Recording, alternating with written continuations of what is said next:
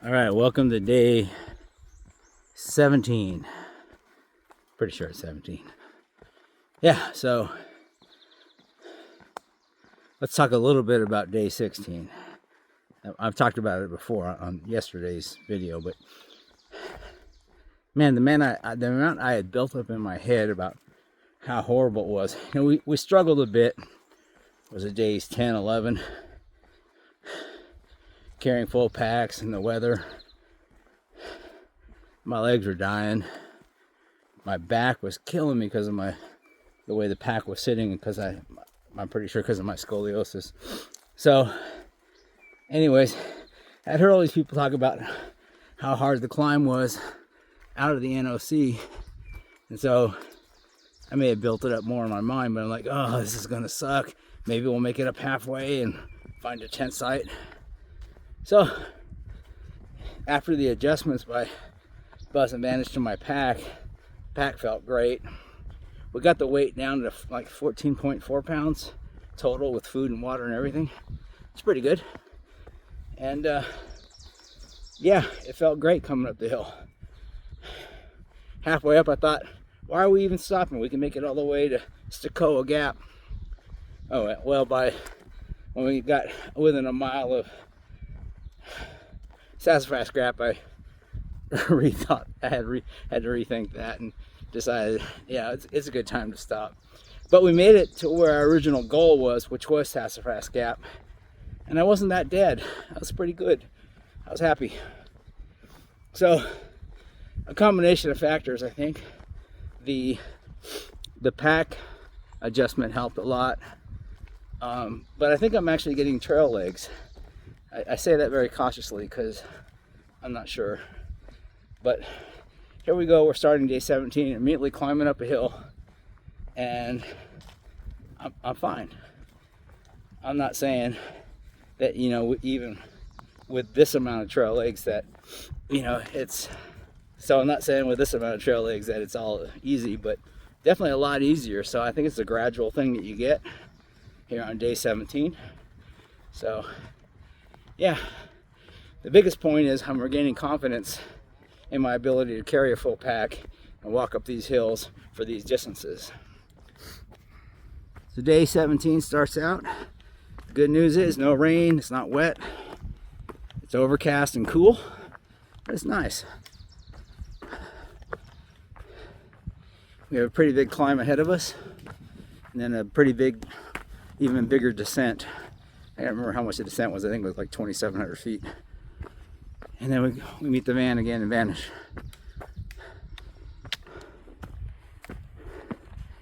All right, maybe I spoke too soon. These climbs are getting more difficult as they increase the ascent. All right, we're here at the top of Stecoah. Okay, here's how it's spelled. You pronounce it. Stecoah? Don't know. And I'm sure there'd be good views here on a sunny, clear day. No? You could say better than where we were last night. That's true. Yeah. Yeah, these tent sites would have worked better than last night. Maybe we should have just walked up here. Okay. I mean, of course, the downside is you're kind of on an exposed bald. So you have to deal with possibly a little more wind and weather. But yeah. Nature's reclaiming the blaze. I'm all right.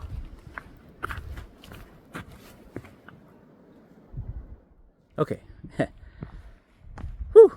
Yeah, there's a lot of cool little tent sites up here. There's 3 or 4 at the top of Stecoah Bald, if that's how you pronounce it. We're going to be heading into a big descent now. So I think there's, like, in my brain, my engineering brain, there's 4 types of vision. There's visions 1 through 4. Vision 4 is when you take note of the trees around you, or you look at the view. There's not one right now, but, or the river that's down below you. You check the trees for bears. That's the only, if they're in the trees, it's the only way you're going to see them. Otherwise, you're not going to notice them. Cool. Vision 3, you take a peek and glance way down the trail, kind of seeing what you're dealing with. It's like, oh, is that going to be a long descent? Are we going to be dealing with a lot of rocks? Is there a river to cross? That kind of stuff. Vision 2, you look 12 to 13 feet, well, 12 to 15 feet in front of you, and just to kind of see, first to kind of plan your path, but also to see, are there snakes down there? You don't want to step on a snake. And if you're not looking for them, that you might see them, because they often look like roots. Vision 1, you just stare at your feet. You're looking at where exactly you're placing your foot and where you're going to place the next foot.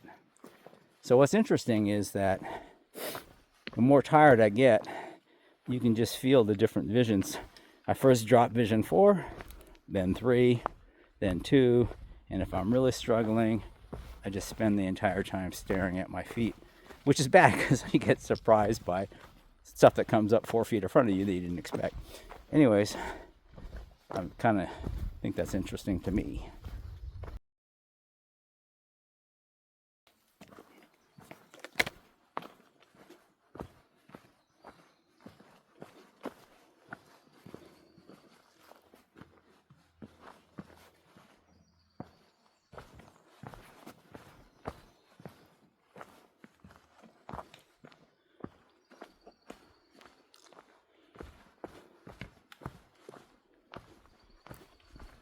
I know it kind of messes up the views, but there's definitely, for me, a beauty in the mist.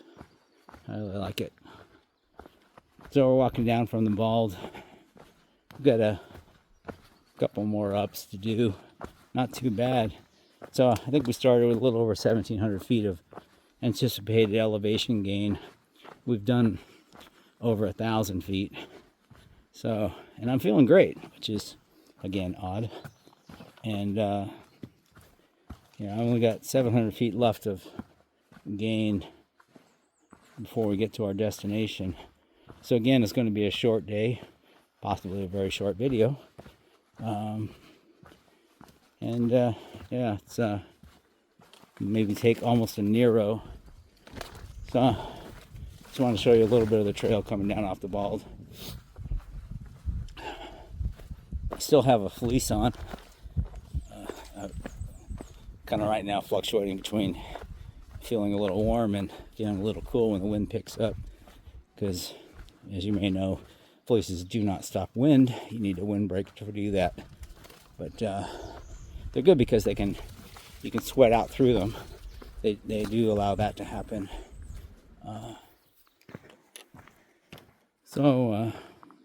After being very anxious about this yesterday's climb up the mountain, my next thing to be anxious about is the Smokies. And the reason I'm anxious about that is the weather's been a little colder than I expected. It was in the low 40s last night. And low 40s is pretty much just about the edge of what's comfortable for me. I think around 39 or so, like we had on Springer Mountain, is too cold. Though I have switched sleeping bag liners, I'll go into that later. And the one I'm now using is, I think, superior in warmth. But the Smokies can be a lot worse, a lot colder. And I've seen some YouTubers talking about, they're actually hiking in snow. So that would be cold. And we'll be hitting the Smokies in just a few days, or a couple days, or a day. Shit, I don't know. Anyways, I'm losing track of the plan. But we hit the Smokies very soon. And for a lot of it, I think we'll be in a tent without van support over the nights. So if it's in the freezing temperatures, I am concerned. I'm not sure what to do about it. Once you enter the Smokies, you're sort of committed to finishing them. We don't have as much flexibility in the getting through the Smokies once we start, because we have to finish in time for Buzz and Vanish to get to their daughter's graduation, which is the kind of a pin in the calendar right now. By the way, when they do that, I'll be going back home for a few days, to take multiple zeros. We grab a few different gear items and swap them out based on my experience so far, and most likely get some work done. I have told my clients that any large projects is just not going to happen. I can't take on anything that's going to take multiple days of work. So there's one that's kind of on the edge of that, but maybe I can get it done in 3 days if I, do 12 hours each day or something like that. We'll see. It's the life of a consultant, And discussing vision on the trail, I am reminded again of one of my other hobbies, which is car racing or motorsports. And I've already noted one of the similarities being gear, especially the obsession with lightness, which happens in both sports, and especially if it's carbon fiber and titanium, we love it. Well, most of us anyways. But in vision, I've done some instructing in car racing, and we teach people to look ahead. All my car racer friends already know all this, of course. And so when you're just staring at your feet, you're not looking ahead, and that's when you make mistakes. But the other thing that's common is picking your lines. So on a racetrack or an autocross course, you pick your lines, you figure out where you need to be, where to place the car. And here, you're constantly picking where to place your feet. Where do you want to be? In some places on the trail, you have real optional choices to make. In some cases, it's pretty obvious. In some cases, it's just a path that doesn't really matter. But yeah, you pick your lines, and not quite an apex point around a corner, but there is a similarity there I find kind of interesting. I'd add one more commonality to it, and that is the camaraderie that one gets on the trail, the amount of people helping each other, and if you needed something, somebody will help you. And that's what we find in motorsports too, right? Maybe not at the higher levels when there's a lot of money involved, but at the amateur level, everybody helps each other for the most part, and most people are really just good people. And I'm seeing the same thing here on the trail. So, the commonalities of the sport.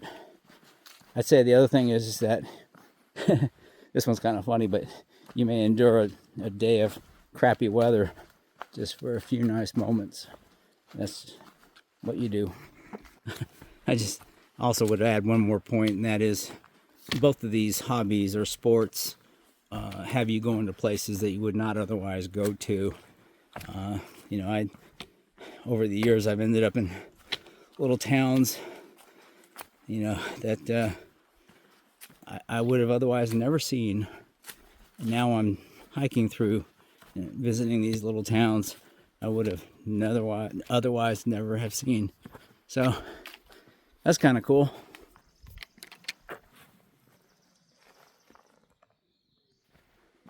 All right, just about 3 miles to go.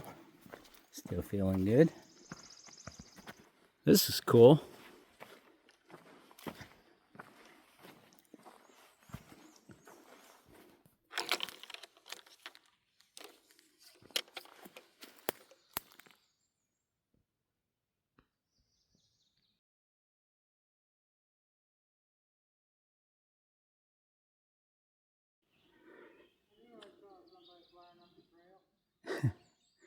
I hear yelling about a quarter mile or a half mile back. I think it's fire coming up the trail.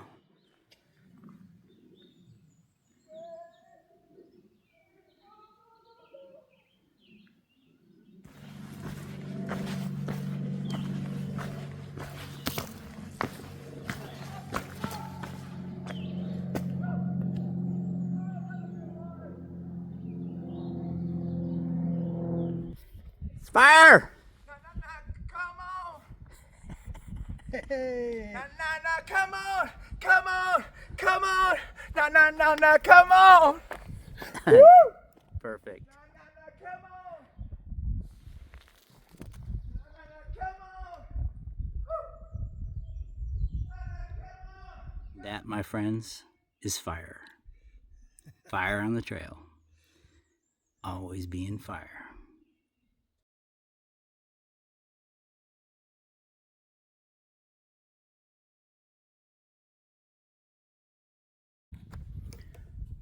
All right, we reached the peak of Mount Possible.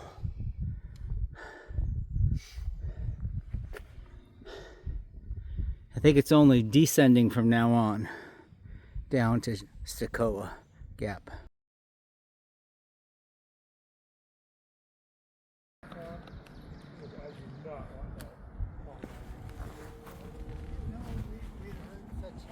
Such stories. 8 miles of incline. Yeah.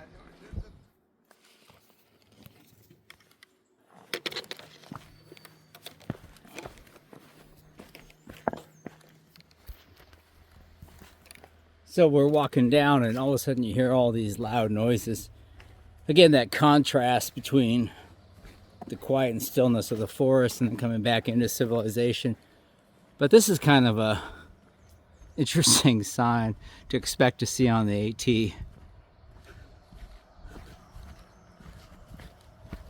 We're just descending into Stecoah. You can see the road through the trees. Apparently there's picnic tables, which is very welcome. So Vanish is driving in from Asheville. She'll be about 40 minutes later. Hopefully not too long. We'll get a chance to sit. You see Buzz is already at the table. What is it? What does it do? We don't know. Is there a gate here? I don't know.